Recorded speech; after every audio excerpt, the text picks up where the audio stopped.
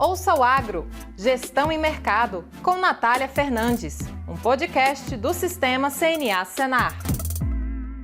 Olá, começando agora mais um episódio do podcast Ouça o Agro, Gestão e Mercado, seu podcast sobre mercados agropecuários e gestão de custos e riscos de preços e negócios rurais. Eu sou Natália Fernandes, coordenadora do Núcleo de Inteligência de Mercado da CNA, e hoje vamos falar sobre o mercado de algodão e as exportações, que o Brasil superou os Estados Unidos. Bom, para falar sobre esse assunto, está aqui com a gente hoje o Fábio Lima, que é consultor em gestão de riscos de algodão pela Stonex. Seja bem-vindo, Fábio. Obrigado, Natália. Prazer é todo meu. Para poder falar de algodão, uma coisa que eu faço desde quando eu me formei. Inclusive, eu não tive a oportunidade de conversar com vocês antes, mas eu participei por muito tempo do programa da CNA pelo CPEA, fazendo levantamento de custo de produção de vocês. Ah, legal. Muito bom. Para quem está ouvindo a gente, acompanhando aqui e não sabe, você está falando do projeto Campo Futuro, né? Que a gente tem em parceria com o CPEA para levantamento de custos de produção em todas as principais regiões produtoras pelo Brasil de todos os grãos produzidos. Então, soja, milho, algodão, trigo, arroz, feijão, né? A gente roda aí todo ano pelo Brasil, faz acompanhamento mensal para conseguir fazer um pouco desse trabalho também de direcionamento, avaliando riscos, preços, a situação de custos do produtor rural. Legal que você foi atuante aí no projeto Campo Futuro, projeto que está com mais de 16 anos, mas vamos lá, né? Metade dele eu participei, então. Muito bom, Fábio. Fábio, a gente teve essa grata surpresa, né? Posso assim dizer, ou essa grata notícia do Brasil superando os Estados Unidos nas exportações de algodão. É a primeira vez que isso acontece, que o Brasil fica na liderança das exportações de algodão. E a gente está falando de uma fibra natural que é bastante versátil, então um mercado muito relevante para o Brasil e no mundo, utilizado tanto na indústria têxtil, também em biocombustíveis, ele acaba se tornando um item aí estratégico dentro da pauta de agro. Então, a gente teve esse fato agora recente e eu queria ouvir um pouco da sua visão, trazendo um resumo do cenário para depois a gente ir aprofundando em cada item, né? O porquê você acredita que se deveu essa superação aí, essa evolução do Brasil em relação aos Estados Unidos? Talvez uns passos para trás, mais do que essa safra, eu acho que talvez seja importante para a gente explicar.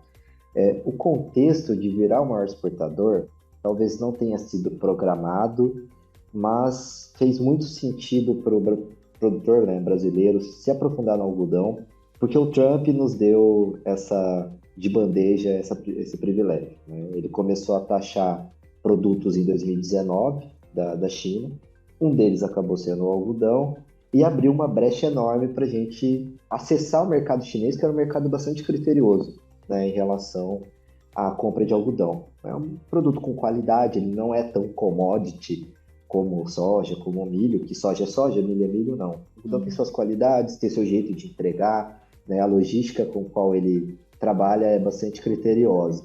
E o chinês tinha um pouquinho de receio quanto ao algodão brasileiro. Não chegava tão bonitinho quanto chegava o americano. Mas preço é preço, né? Algodão mais barato e algodão, naquele momento, se tinha uma demanda, precisou ser abastecido e o Brasil tomou conta. A partir daí começa-se um processo de a gente plantar mais, né? Acessar o mercado, começa-se um programa, inclusive, da própria Associação dos Produtores de Algodão, de fazer um marketing ferrenho em cima do algodão brasileiro lá fora. Então a gente foi caminhando, né, aos poucos, desde 2019, o mercado trouxe bons preços desde então, principalmente pós-pandemia. O algodão brasileiro é um ótimo algodão, precisava só de uma logística melhor, precisava de volume, abastecer o ano inteiro. Isso era um problema para o chinês, não tem algodão brasileiro o ano inteiro. A gente quer ele também no meio do ano, né? E agora a gente tem essa possibilidade. E, graças a preço, um custo de produção barato do algodão brasileiro, a gente começou a acessar e passou o algodão americano.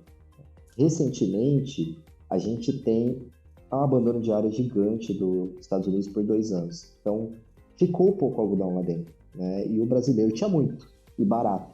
Então, a gente acabou ultrapassando ali, né, um pouquinho acima, vamos dizer assim, e a gente toma a frente deles e, na minha visão, pelo menos, a gente vai continuar por um bom tempo, dado as condições geopolíticas que a gente vive hoje, Estados Unidos e China. Teve esse ponto que você falou dos Estados Unidos, né, de taxar a exportação e o Brasil conseguir ganhar esse mercado, e também tem uma redução da produção e da exportação pelos Estados Unidos, né, um pouco motivada por isso, mas também por questão climática. Você também falou, ultrapassou um pouquinho. Para quem está acompanhando a gente até está fazendo uma análise esse mês, que vai compor o Análise CNA, que é uma publicação mensal da CNA, né? Que vocês podem até acessar para visualizar esse passou um pouquinho, que a gente vê mesmo a evolução das exportações, né? Brasil e Estados Unidos, e nos últimos 4 safras mais ou menos caindo a exportação dos Estados Unidos e a do Brasil ali crescendo e ultrapassando realmente um pouquinho os Estados Unidos, mas que já dá essa posição, né, de liderança para o país. Então, teve essa redução, e aí, antes de a gente entrar numa questão da competitividade do Brasil, que você falou um pouco e a gente vai aprofundar mais, eu gostaria de ouvir a sua visão em relação a quais são os desafios, acredita que são os desafios para o Brasil se manter nessa posição de liderança? O principal, acho que desafio, e já é algo absorvido, né, pelas associações, pela parte mais estrutural política do algodão mesmo, é trazer para o comprador, né, asiático uma credibilidade. Então, a gente precisa, talvez, encontrar uma maneira, isso é plausível, super plausível, viu? Mas se estruturar de uma maneira que a gente consiga entregar um algodão embaladinho, bonitinho, assim como os americanos entregam. Porque toda outra competitividade a gente acaba já fazendo o dever de casa. A gente tem um clima melhor no sentido de ser menos estável aqui. A gente não tem essas oscilações grandes de temperatura, a gente não está plantando num deserto como eles, a gente tem uma soja que pode ser plantada antes e diminuir o risco de mercado, né, e de caixa para esse produtor. Então, está tudo favorável, sabe? Falta só, talvez, ali o desenvolvimento fora da porteira. Eu acho que esse é um desafio. A gente já é uma indústria bastante sofisticada, perto da produção de algodão do mundo. A gente tem as melhores colhedoras, a gente tem a melhor forma de fertilizar esse solo, tem as melhores sementes desenvolvidas já, tem uma produtividade que é o dobro dos Estados Unidos. Dentro da porteira, o produtor rural fez o trabalho de casa, né? A gente teve a brecha geopolítica, então a gente tem que aproveitar o bonde que está passando para entrar nele. Porque se a gente conseguir atingir a ponta final, né, que os Estados Unidos demorou anos construindo esse marketing, essa cadeia de valor dentro do comprador, acho que a gente tem tudo ali para continuar sendo o maior, né? Porque a gente já tem essa experiência de outras culturas. A soja foi um desafio para a gente se tornar os maiores exportadores. A gente está indo por um caminho do milho. São culturas, claro, muito mais fáceis de desenvolver a cadeia? Mas, né, a gente precisa fazer o trabalho de casa. E ele está sendo desenvolvido. Então, se a gente passar por essa barreira, essa nova, a gente tem uma conquista enorme lá dentro. É conquistar realmente esse mercado para que, independente de abertura de outros, eles passem a ver o Brasil como o principal fornecedor, né? E não queiram trocar para outro. Isso, parceiro comercial. Mas acaba que, querendo ou não, o algodão brasileiro tem um reconhecimento por sua qualidade, tem várias certificações relacionadas à sustentabilidade, alguns programas, né, que o algodão brasileiro conseguiu levar adiante, que dão um respaldo para o algodão do país. Mas você citou ainda, né, esse potencial de trabalhar um pouco mais nessa questão do pós-produção, que está fora da lavoura para a parte comercial. E aí realmente agregando ainda mais para a questão de qualidade no formato da entrega do algodão. Aí eu gostaria que a gente entrasse agora um pouco na questão de perspectivas, né? Para o que você vê de expectativa para a próxima safra o cenário brasileiro, né? A gente sabe que alguns outros grãos têm aí sofrido com preços baixos durante esse ano de 2024, já vindo um pouco de 2023, desincentivando aí, desmotivando um pouco o produtor. Então eu queria que você falasse como estão as expectativas para a próxima safra, né, de algodão e como que você avalia o cenário de preços atualmente. Certo. A gente tem talvez duas formas de precificar o algodão. Tem o mercado bolsa, que normalmente precifica grande parte do algodão comercializado internacionalmente, e a gente tem aqui dentro do país uma precificação um pouco diferente, né? Que tem o nosso indicador do CPEA também como uma referência. Só antes de você continuar, desculpa te interromper, quantos por cento o Brasil exporta, né, do que produz do algodão hoje?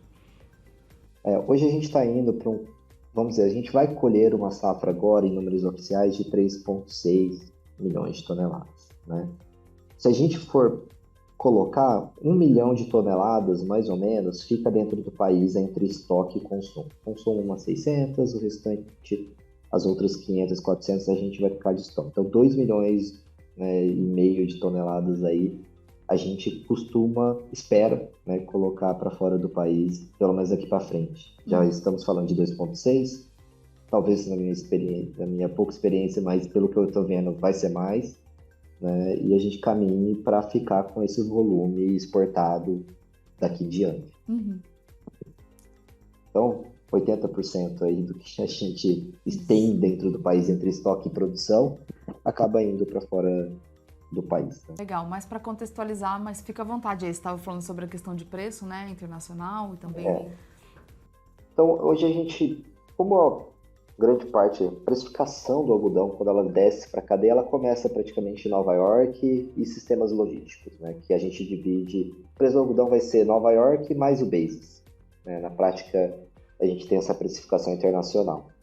Quando a gente fala de Nova York, hoje ela está em baixa, né, como várias commodities estão, e muito desse reflexo é econômico, macroeconômico, na prática, que a gente tem vivido desde processo pós-pandêmico, né? Como a gente tomou uma inflação e depois vai ter que controlar ela.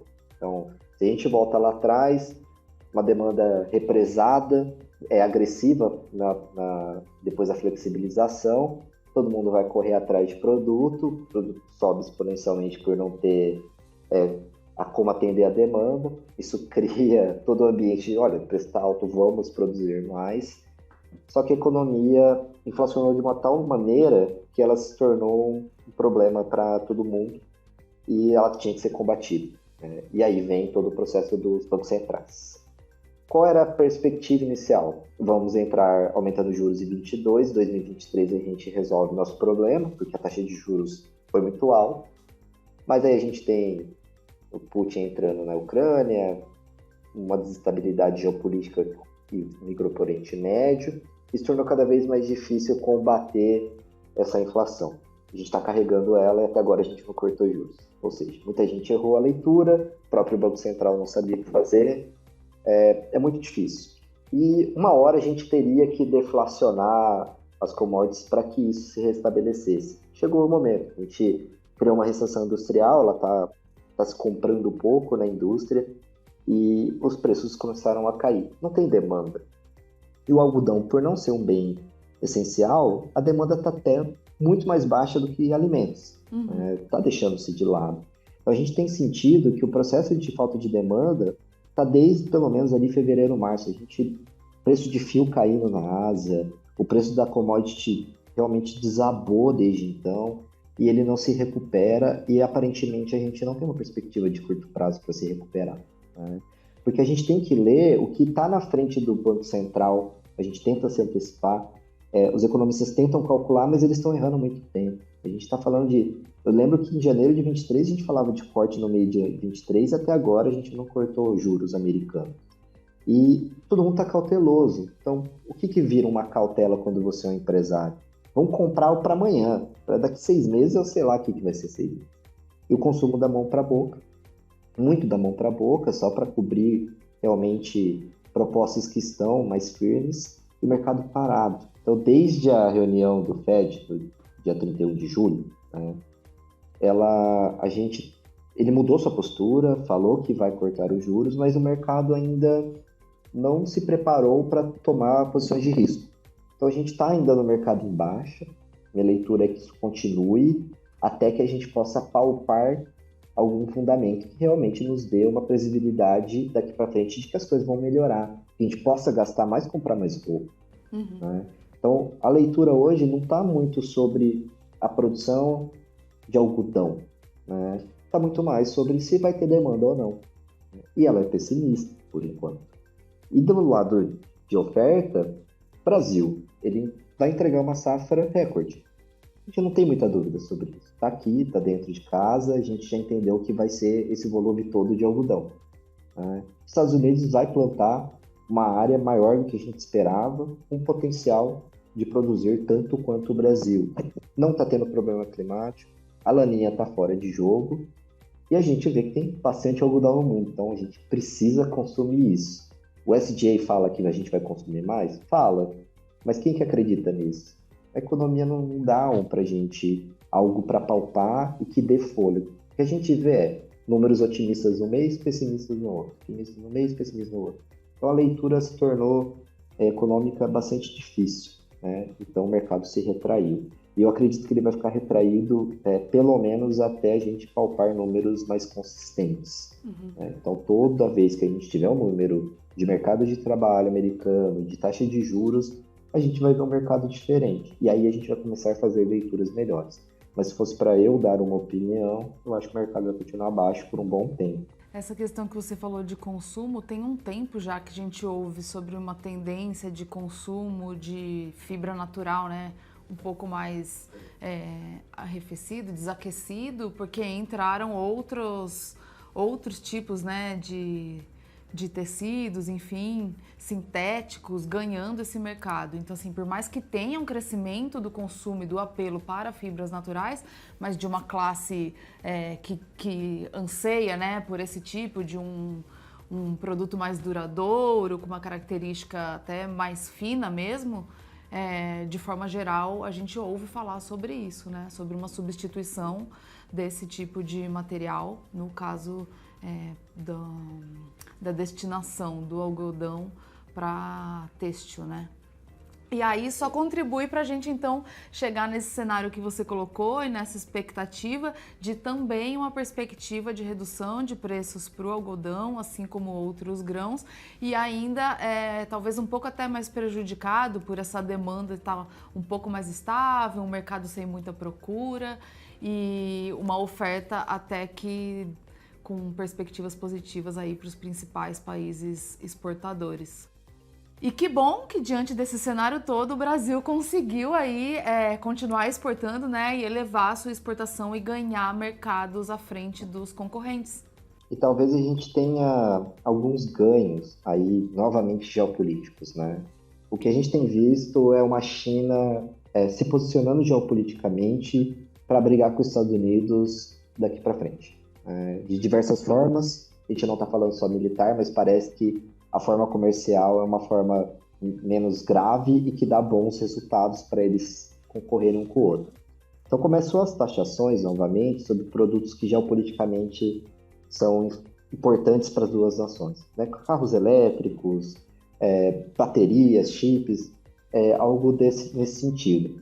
E a gente viu, talvez, a China não vá sofrer taxações no algodão pelos Estados Unidos, mas ela vê que me posiciono com o Brasil, fico parceiro comercial do Brasil, porque ele pode me atender. E eu vou tirando o pé dos Estados Unidos, né? Então, o contexto hoje, a gente sai muito daquela cadeia offshore, que eu pego onde é mais barato e vou deslocando minha oferta e demanda para esses locais, mas eu vou para quem é mais amigável, né? E quem é mais amigável hoje para a China é o Brasil e não os Estados Unidos. Então, a gente, por mais que as demandas voltem, eu sinto que a gente vai ter essa preferência. Para vários tipos de produto, o algodão vai estar nessa cadeia. Fábio, em todos os momentos é importante a gente falar da parte de gestão de custos, gestão de riscos, né? Mas esse mais ainda, a gente está falando sobre uma perspectiva de redução ainda, de queda de preços, e é importante o produtor se proteger nesse momento. também ficar de olho na parte de custos, porque a decisão tem que ser ainda mais assertiva, já que ele está diante desse cenário. Então, eu queria ouvir a sua visão e recomendações para os produtores, né? Que já tem até uma boa maturidade em relação a isso, mas acho que todos nós sempre temos com que aprender, ainda mais por você ter colocado, né? Essa necessidade de o produtor não estar olhando só dentro... não é que você colocou isso, vou reformular aqui. Você colocou questões geopolíticas e globais que afetam o setor. Então, o produtor não fica olhando só para dentro da fazenda dele, preocupado com os custos, insumos, enfim. Mas ele tem que ter essa visão global, é um pouco do que a gente está trazendo aqui nesse episódio. Mas então, eu queria que você colocasse aí essa recomendação para o produtor diante desse cenário. Certo. Claro que cada produtor tem seu custo de produção, ele está gerindo ali dentro da porteira de uma forma eficiente da qual eu não tenho perícia. Ele sabe comprar muito bem seus insumos e gerir sua produtividade. Produtividades estão boas, né, para esse ano. O preço baixo talvez ainda esteja colocando esse produtor dentro de uma rentabilidade aceitável. Não é boa, né, talvez ele precise no algodão se recuperar de soja e milho, só que existe um risco de cair? Existe. A gente não tem como saber se vai estourar uma guerra, o Oriente Médio escale, né? E isso torna o preço menor, a economia se desestabilize, ou como eu falei, a gente continua uma batalha contra a inflação por mais tempo. Pode pressionar? Pode. Os preços podem ficar mais baixos. Bom, você pode garantir rentabilidade? Trave preço, seria mais ou menos a ideia. E aí a gente tem o mercado financeiro a nosso favor, né, que é parte do nosso trabalho aqui dentro da Stonix, é isso. Orientar para ele que as coisas não podem acabar aqui. Se você garante sua rentabilidade, é algo certo. Só que a gente tem ferramentas que dão uma proteção de alta, né? A gente costuma chamar de opções aqui, e para quem conhece melhor, conhece já a ferramenta de call e call spread. E na prática se o mercado subir, você vai coletar essa participação. Então, imagine que o mercado hoje é 68, você vai travar o preço, você garante sua rentabilidade ali de 10%, por exemplo, mas se o mercado subir depois, se eu tivesse só travado o preço, vendido o preço, eu ficaria 68. E essa ferramenta a mais permite que se o mercado for até 75, né, subir acima de 68, por exemplo, eu vou ficar 75.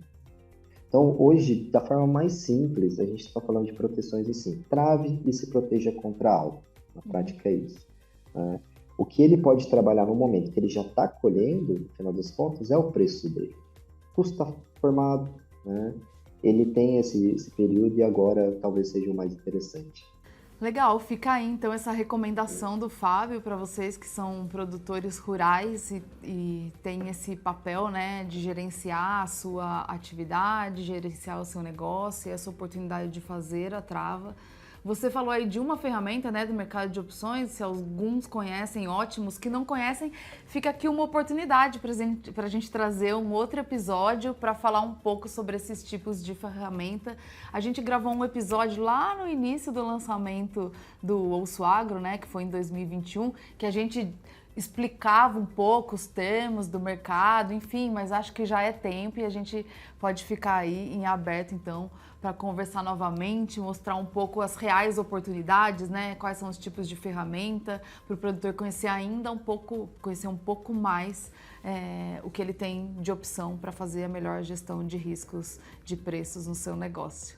Então, obrigada, Fábio, pela sua participação. Foi um prazer ter você aqui com a gente. Deixa aí, se você quiser, um recadinho final. Perfeito.